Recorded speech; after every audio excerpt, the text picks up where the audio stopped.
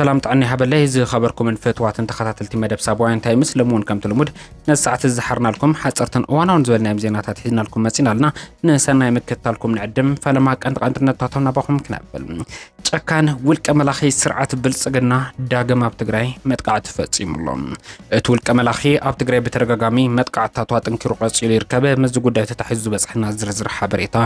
ኣብ ምድላውና በሰፊሑ ከተረኽቡ ይኹም ውድብ ህዝባዊ ወያነ ሓርነት ትግራይ በተመሳሳሊ ተርር ዝበለ መግለጽ ዘርግሕሉ እዋናው ምድላውና ወን ዘሓቆፉ ሓበሬታ ከህልውና እዩ ብኻሊ ሓበሬታ ፖሊስ ትግራይ ናብ ግንባር ንምፋር ድሉ ምዃኑ ዝገለጸሉ መድረኽን ብገበን ጾታው ዓመጽ ዝተጠርጠረ ውልቀ ሰብ ዝተወሃቦ ፍርዲ ዝምልከት ሓበሬታ ወን ኣብ ምድላውና ከተረኽቡ ኢኹም እዋናዊ ቢዝነስ ናይ ወፃን ናይ ውሽጢ ዓድን ዜና ዘሓቆፈ ዕለታዊ ምድላውና ብዝርዝር ሓደ ክልተ እንዳወሉ ናባኹም ክቐርቡ እዮም ምሳና ጥራሕ ጽንሑም ላይክ ኮሜንት ሼር ሰብስክራይብ ምግባር አይዘንጉ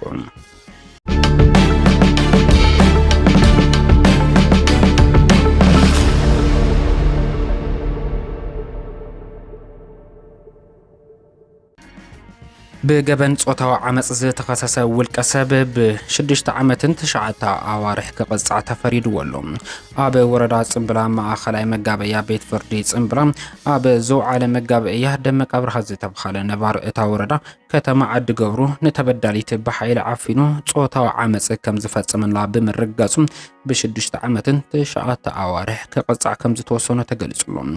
حلافيت بيت صحفة قديات الدك عنستي وردا صنبلا زخونة ويزرو يشالم نركب حزب منقستن اتا وردا كم زحبرتو قبرنيا بتحت قصر نقوعل بزقبا تساريو ناب فرد نخحلف قدا مدارك تاكلات زلعالة كم زنبرا بيت فرد زوصنو قصعاتو ون قبرنيا كم محرلو زخل فرد كم زتوحابة ملأختا حليفة اللهم سدرا بيت تبداليت بقديهم قبننيا بديلو كاب حق نخيم اللي بزقبا تساريو زمتنو قصعات نخركب نزقبر أكلات بوليس فتحي بيت فرد كم اون نقوديات الدك عنستيو عامس جينو كبل ركب حزبن اتوردا مقلاتهم نمفلات تخيلو لهم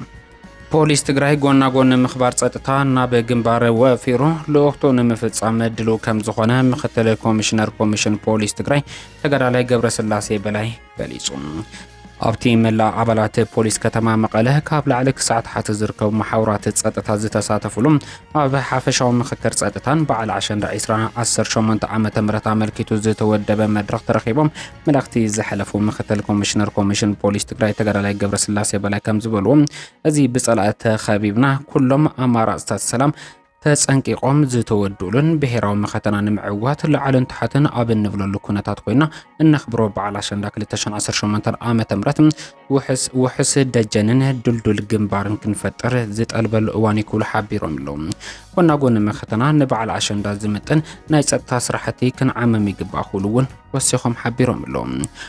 ነቶም ኣብ ዝሓለፉ ናይ ግዚያዊ ምምሕዳር እዋናት ዝነበሩ ውሽጣዊ ዓቅምታት ትግራይ ዝተዳኸሙሉን ሓድነትና እውን ኣብ ሓደጋ ዝወደቑሉ እዋናት ሰጊርና ጸለእትና ቀኒስና ፈተውትና ብተቃራኒኡ ኣብዚሕና ኣንጻር ህልውናና ዝተሰለፈ ስርዓት ብልጽግና ንምውጋድ ሓቢርና ዝተልዓልናሉ እዋን ጋሃዲ ጌርና ኣለና ክብል ገሊጹሎም ህዝባዊ ፖሊስ ኣብዚ ናይ መኸተ ዕማም ኣካል ሰራዊት ትግራይ ኮይኑ ናብ ግንባር ወፊሩ ለወቅቱ ንምፍጻም ድሉ ኮይኑ ከም ዘሎ ሓቢሮም ኣለዎም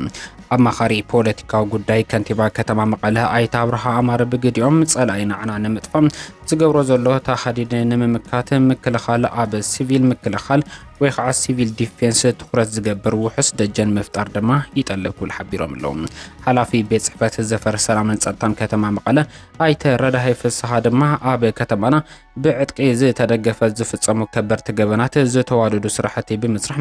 ሙሉ ንሙሉ ጠጠው ክነብሎም ይግባእ ኩሉ ሓቢሮም ኣለዎም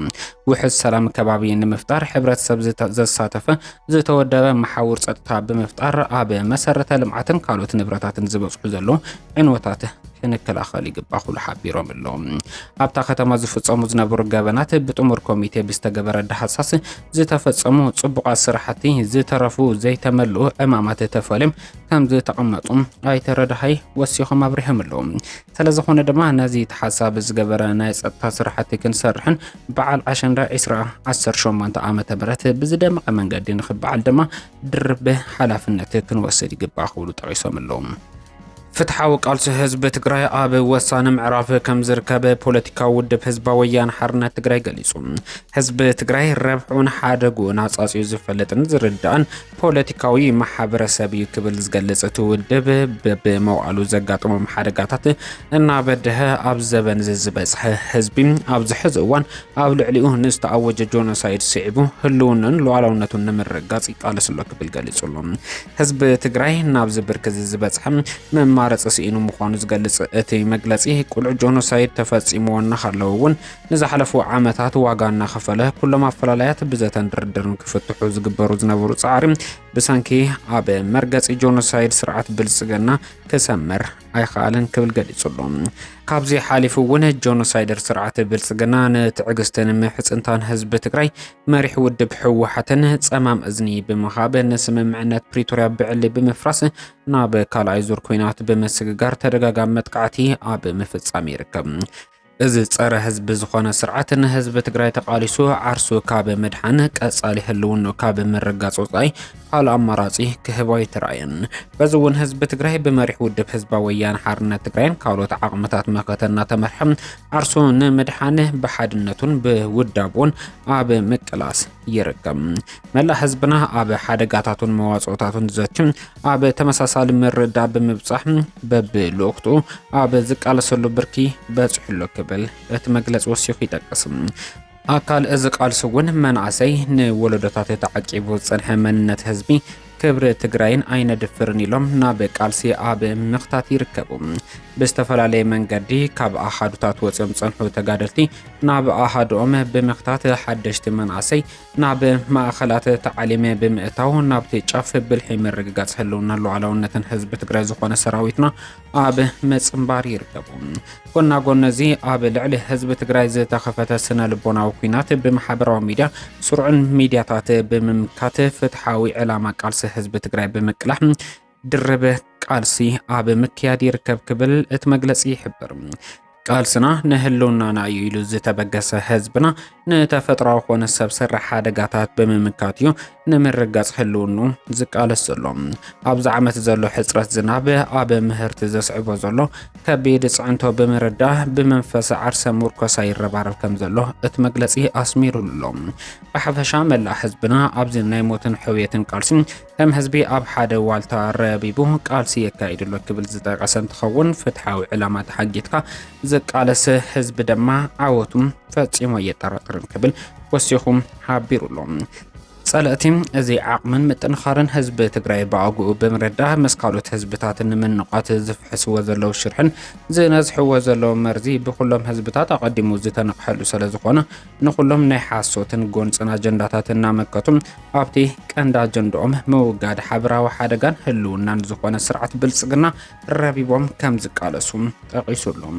ብሓፈሻ ፍትሓዊ ዕላማ ዝተሓንገጠ ቃልሲ ህዝቢ ትግራይ ንፍሹል ፕሮፓጋንዳ ጆኖሳይደር ስርዓት ብልጽግና እናቃልዕም ኣቕምታት ብምእካብ ናብቲ ዘይተርፍ ዓወት ከም ዝምርሽ ኣየጠራጥርን ክብል መግለጺ ውድብ ሕወሓት ይጠቅስ።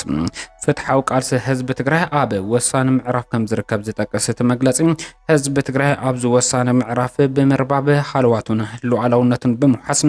መሰል ዓርሰ ውሳኖ ኣረጋጊጹ ሰላማውን ምዕብልትን ዲሞክራሲያዊት ትግራይ ካሃንጽ እዩ ክብል ዘበት ንብሔራዊ ብርሰት ክብል ኣብ ዝዛዘሙ መግለጺ ጠቒሱሎም። ብምቕጻል ሕዚ ናብ ዝበጽሐና ሰበር ዜና ክነስግረኩም ውልቀ መላኺ ጆኖሳይደር ስርዓት ብልጽግና ሎማዓንቲ እውን ኣብ ልዕሊ ሰላማውያን መጥቃዕቲ ድሮን ከም ዝፈጸመ ተገሊጹሎም። ውልቀ መላኺ ጆኖሳይደር ፋሽስት ኣብይ ኣሕመድ ኣብ ወረዳ እንደርታ ጣብያ ቀዳማይ ወያነ ፍሉይ ቦታ ድማ ደንደራ ኣብ ዝተብሃለ ከባቢ መጥቃዕቲ ድሮን ከም ዘካየደ ተገሊጹሉ። እዚ ስርዓት ብተደጋጋሚ ኣብ ልዕሊ ህዝቢ ትግራይ መጥቃዕቲ ድሮን ብምፍጻም ህዝቢ ትግራይ ናይ ምጽናት ተግባሩ ኣጠናኺሩ ቀጺሉ ይርከብ።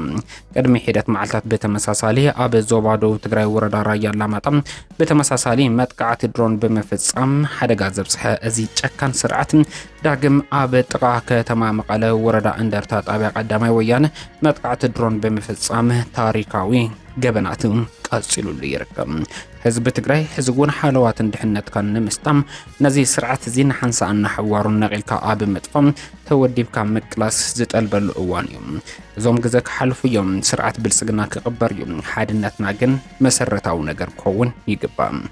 መንገዲ ኣየር ሶማልያ ዳግም ስራሕ ክጅምር ምዃኑ ተሓቢሩ። መንገዲ ኣየር ሶማልያ ድሕሪ 13 ዓመታት ናብ ኣየር ክምለስ ምዃኑ ፐልስ ኦፍ ኣፍሪካ 17 ነሓሰ 2026 ብኣቆጻጽራ ምዕራባውያን ኣብ ዝዘርግሖ ሓበሬታ ጠቒሱሎም። እቲ ሃገራዊ መንገዲ ኣየር ዝኾነ ሶማልያ ኤርላይንስ ንልዕሊ 30 ዓመታት በረራ ደው ኣቢሉ ዝጸንሐ እኳ እንተኾነ ኣብዚ ሕዚ እዋን ናብ ስርሑ ክምለስ ምድላዋቱ ከም ዝዛዘመ ተገሊጹሎም። እዚ ድማ ኣብ ምሕዳስ ዓውዲ ኣቪዬሽን እቲ ሃገር ዝግበር ዘሎ ጻዕሪ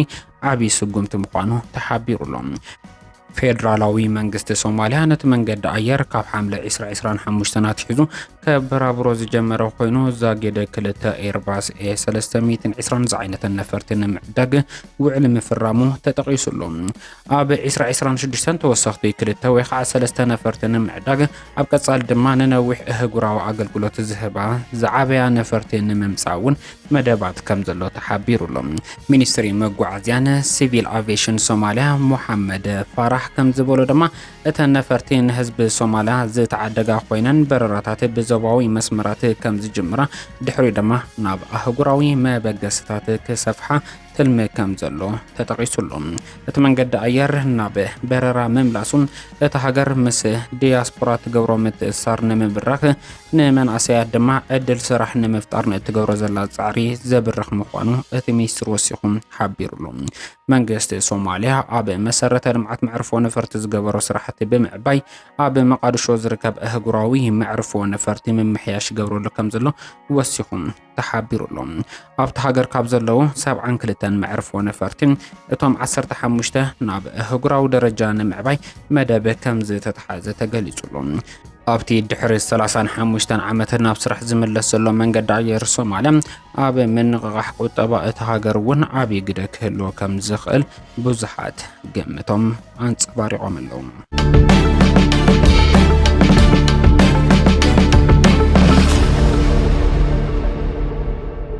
ኣብ መወዳእታ ናብ ቢዝነስ ዜናታትና ክነስግረኩም ክቡራትን ፍትዋትን ተኸታተልትና ዋጋ ነዳዲ ልዑል መጠን ወሰኽ ኣብ ዘርእየሉ ዕዳጋ ብ$9.66 ዶላር እንዳተሸጠ ይርከብ። ልዕሊ $9 ምድያቡ ድማ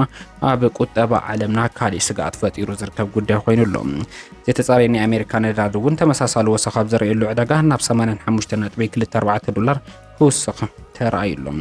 ኣብ ዕዳጋ ክሪፕቶ ቢትኮይን ብ1.4 ወሰኽ ኣብ ዘርእየሉ ዕዳጋ